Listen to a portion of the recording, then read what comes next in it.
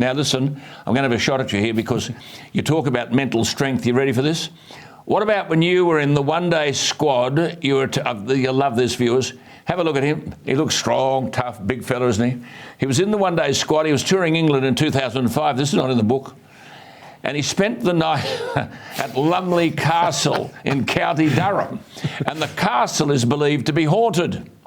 You sook, got spooked, and you spent the night sleeping on the floor in Brett's room. Mental strength? Yeah, no, I let the script redirect to the wrong thing, and I certainly allowed my mind to be in the wrong position. So lessons learnt. Yes. Then, of course, in your environment, you faced a lot of disappointment, primarily because of your body, a lot of injuries, you're a big man and so on. And then early, the demon of expectation. The mindset was affecting performance. Anxiety affects performance. Did you know, I think you alluded to this in an answer previous, but I'll ask you again. Did you know as much then as you know now as to how to handle all that?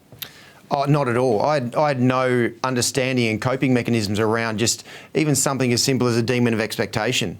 As soon as you set a really high expectation, for me it was getting 100, and everything was based around me getting 100. So as I was getting closer to it, my mind moved forward to, oh, I'm nearly there. I'm nearly reaching that target, instead of bringing it back to, okay, what do I need to do right now and what I have been doing up until this point.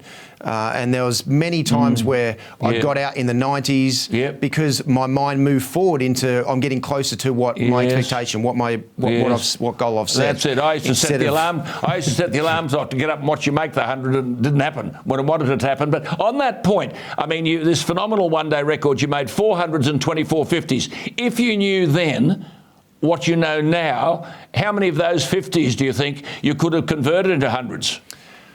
I would have definitely been able to bat for longer periods of time. The one thing I was an absolute master at was burning through my mental energy. And not understanding that your brain is like a muscle. I was always on. I never actually pulled my focus back to be on neutral. And that's the one thing that I didn't understand that. I never got taught that you have to, in between balls, you really do have to switch off. Even in the lead up to the game, you have to switch off and maintain your mental energy, or if not, actually replenish your mental energy. And I was incredibly good at getting to 20s to 50s because I was on all the time, and then I was mentally fatigued. I'd make a mistake technically, and then I'd go off the ground, beat myself up that I'm soft, I'm weak, I'm mentally weak, and I'd go and just look at my technique instead of understanding that it was majority would just do. I'd just burn out my mental energy, and then I made a mistake. Exactly. Nothing to do with